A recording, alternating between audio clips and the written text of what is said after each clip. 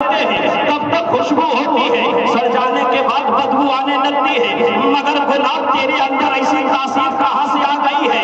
جب تک تو زندہ ہے تب تک بھی خوشبو ہے، اور جب تو سوکھ جاتا ہے، جب تو مر جاتا ہے پھر بھی خوشبودار ہے۔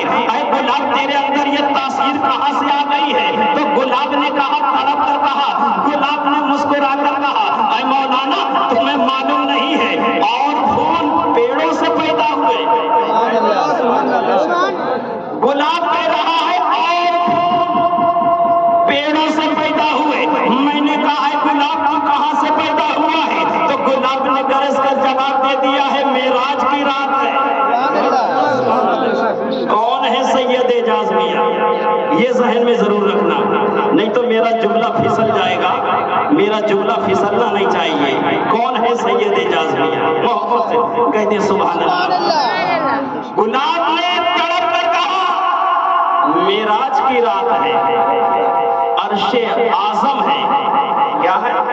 عرش اعظم پر آمنہ کا لال تشریف فرما ہے، عرش اعظم پر عبداللہ کا دلارا تشریف فرما ہے۔ میرے مصطفیٰ صلی اللہ تعالیٰ علیہ وسلم عرش اعظم پر پسینے میں شرابور ہے، پسینہ ہی پسینہ ہے۔ جبریل سے میرے آقا نے فرمایا، جبریل یہ پسینہ کہاں ڈالوں؟ کہہ دو یار سبحان اللہ، یہ پسینہ کہاں ڈالوں؟ تو جبریل نے عرض کیا، یا رسول اللہ مصطفیٰ کی مرضی ہے، جہاں چاہے ڈالے۔ جبریل نے کہا مصطفیٰ کی مرضی ہے، جہاں چاہے ڈالے۔ میرے مصطفیٰ صلی اللہ تعالیٰ علیہ وسلم نے معراج کی رات میں اپنی پیشانی مبارک سے، اپنی شہادت والی انگلی سے پسینے کو پوچھ کر زمین پر 12 بوندیں ٹپکا دی۔ اے بوندیں ٹپکائیں بھیا، 12 بوندیں ٹپکائیں۔ اللہ تبارک و تعالیٰ نے 12 طرح کے گلابوں کو تیار کر دیا۔ کہہ دو یا سبحان اللہ۔ اللہ نے 12 طرح کے گلابوں کو تیار کر دیا۔ میرے مصطفیٰ صلی اللہ تعالیٰ علیہ وسلم نے 12 بوندیں زمین پر ٹپکائی پسینے کی، اللہ نے 12 طرح کے گلابوں کو تیار کر دیا۔ اب یہاں سے سمجھ پاؤ کہ سمجھ لینا، میرے مصطفیٰ صلی اللہ تعالیٰ علیہ وسلم کے پسینہ مبارک سے یہ گلاب پیدا ہوا ہے، آقا کے پسینے سے یہ گلاب پیدا ہوا ہے۔ آج تک دنیا گلاب کی خوشبو کے بخار کو نہیں مٹا سکی، آج تک دنیا گلاب کی خوشبو کے بخار کو نہیں مٹا سکتی، تو آج کی یہ دنیا مصطفیٰ کے لہو کو کیسے مٹا سکتی ہے؟ میرے مصطفیٰ کے پسینے کو نہیں مٹا سکی تو میرے آقا کے لہو کو کیسے مٹا دے گی؟ نعرہ تکبیر، نعرہ رسالت، جشن غوث الورا، جشن غوث الورا، مسلک اعلی حضرت، نعرہ تکبیر، نعرہ گلاب میں مصطفیٰ کے پسینے کی خوشبو ہے، اور ان کے جسم میں تو مصطفیٰ کے لہو کی خوشبو ہے۔ ان کے جسم میں تو مصطفیٰ کے لہو کی خوشبو ہے۔ یہ ہے سید اعجاز میاں۔ آئی سمجھ میں کچھ نہیں؟ ارے کچھ سمجھ میں آئی ہے؟ کتنے لوگوں کے سمجھ میں آئی ہے؟ ذرا محبت سے کہہ دیں ماشاءاللہ سبحان اللہ۔ اللہ سلامت رکھے، آل رسول سے محبت کیا گیا، کیونکہ یہ اس خاندان سے ہے جس کے خاندان کا جواب نہیں۔ سارے خاندانوں سے لاجواب خاندان ہے میرے آقا کا، سارے خاندانوں سے لاجواب خاندان ہے میرے مصطفیٰ کا۔ ایسا خاندان میرے مولا نے بنایا ہی نہیں جیسا خاندان میرے مصطفیٰ کا ہے۔ اعلیٰ حضرت نے قلم کو اٹھایا، تیری نسل پاک میں ہے بچہ بچہ نور کا، تو ہے عین نور، تیرا سب گھرانہ نور کا۔ اب تقریر سنے، محبت سے کہہ دے سبحان اللہ۔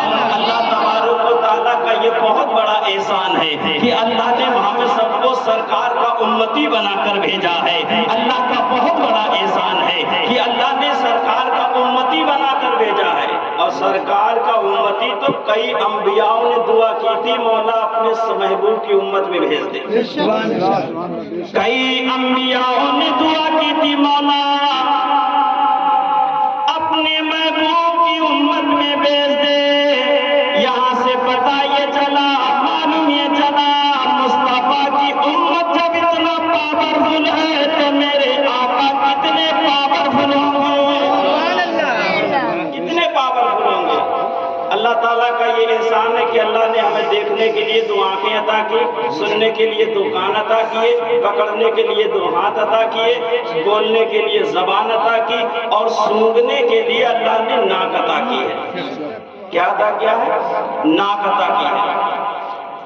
اگر میں اتنے بڑے مجمع میں سے کسی سے پوچھوں اللہ نے آنکھیں کیوں عطا کی ہے تو آپ کہو گے دیکھنے کے لیے. میں پوچھوں کان کیوں عطا کیے تو آپ کہو گے سننے کے لیے. میں پوچھوں ناک کیوں اللہ نے عطا کی ہے آپ کہو گے سونگھنے کے لیے. میں کہوں اللہ نے زبان کیوں عطا کی ہے تو آپ کہو گے بولنے کے لیے. میں کہوں اللہ نے ہاتھ کیوں عطا کی ہے تو آپ کہو گے پکڑنے کے لیے. مگر ان علماء سے پوچھو, مولانا عبدالسمیع صاحب سے پوچھیں گے, مولانا غلام نبی صاحب سے پوچھیں گے تو آپ کو یہ بتائیں گے اللہ نے آنکھیں تو عطا کی ہے مگر ہدایت کے لیے عطا کی ہے. اللہ نے کان عطا کیے ہدایت کے لیے عطا کیے ہیں. اللہ نے زبان عطا کی ہدایت کے لیے عطا کی ہے. اللہ تعالیٰ نے ناک عطا کی ہدایت کے لیے عطا کی ہے. پروردگار عالم نے جب آنکھ بنا ہی دی تھی, مولا نے جب کان بنا ہی دیے تھے, مولا نے جب زبان بنا ہی دی تھی, سونگھنے کے لیے جب ناک بنا ہی دی تھی مولا, تو تو نے میرے سر میں بھیجا کیوں رکھا؟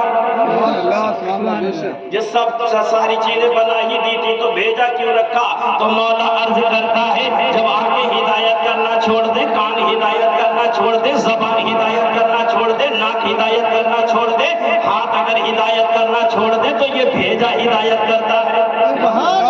یہ بھیجا ہدایت کرتا ہے. میں نے کہا میں یہ سمجھ میں آ گیا کہ بھیجا بھی ہدایت کے لیے اللہ نے بھیجا ہے, بھیجا بھی ہدایت کے لیے پیدا کیا ہے. مگر اے میرے مولا مجھے یہ نہیں سمجھ میں آ رہا ہے کہ غوث اعظم کو کیوں بھیجا, غریب نواز کو اجمیر میں کیوں بھیجا, اعلیٰ حضرت کو کیوں بھیجا, مراد اللہ شاہ میاں کو محمدی میں کیوں بھیجا. یہ اللہ والوں کی ضرورت کیا تھی, اللہ والوں کو کیوں بھیجا گیا ہے؟ تو میرا مولا جواب دے دے گا آنکھیں ہدایت کرنا چھوڑ دے, آنکھ اور ناک ہدایت کرنا چھوڑ دے, اگر تیرا بھیجا بھی ہدایت کرنا چھوڑ دے تو ان غوث اعظم کی غوثیت سے چپٹ جانا, خواجہ کی چشتیت سے لگ جانا, خواجہ کی چشتیت سے لگ جانا, مراد اللہ شاہ میاں کی مرادیت سے لگ جانا. قسم خدا کی ہدایت ہی ہدایت پا جاؤ, ہدایت ہی ہدایت پا جاؤ گے. اللہ والوں سے کنیکشن کر لو گے. قسم خدا کی یہاں بھی کامیاب رہو گے, آخرت میں بھی کامیاب و کامران رہو گے. اللہ والے قسم خدا کی نظریں اگر ڈال دیتے ہیں تو قطرے کو دریا بنا دیتے ہیں, قطرے کو دریا بنا دیتے ہیں. قطرے کو دریا بنایا بھی ہے, قطرے کو دریا بنایا بھی ہے. میں زیادہ لمبا چوڑا خطاب نہیں کرنا چاہتا ہوں, صرف سرزمین تمہیں اجمیر شریف کے اندر لے چلتا ہوں. چلیں گے اجمیر؟ کتنے لوگ گئے اجمیر شریف؟ ذرا ہاتھ اٹھا کر بتائیں بھیا.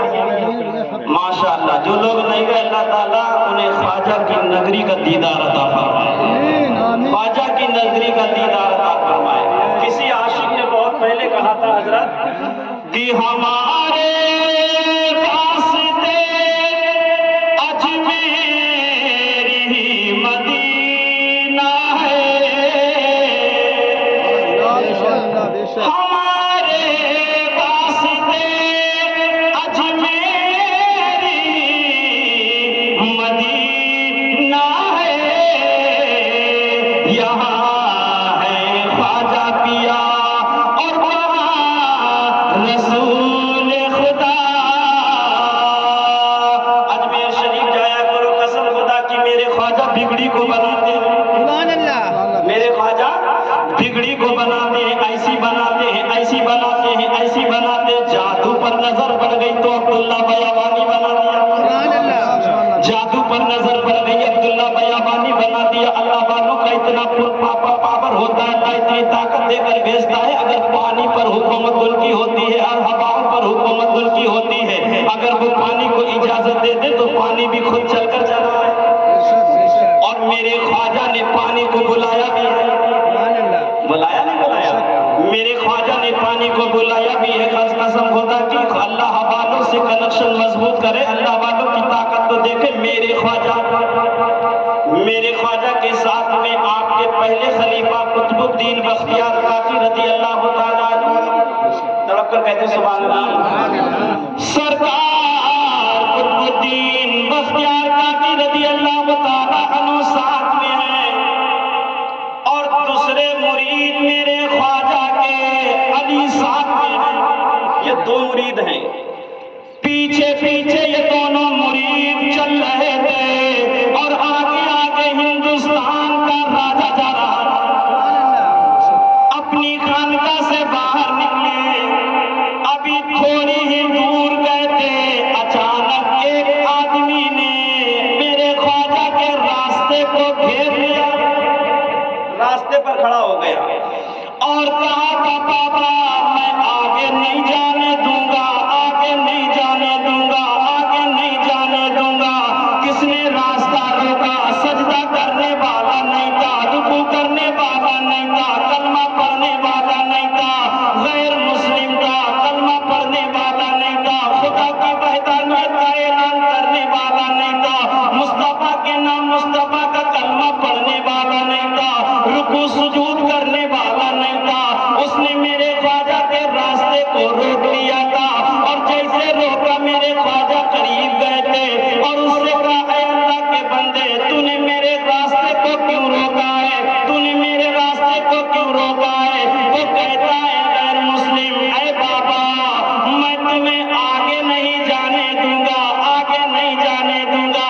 میرے خواجہ نے کہا تھا کیوں نہیں جانے دے گا، کیوں نہیں جانے دے گا؟ میرے خواجہ نے اتنا کہا تو وہ انسان بولا اے بابا آپ کے بائیں جانب جو آپ کے ساتھ ہے جس کا نام علی ہے اس پر میرا قرضہ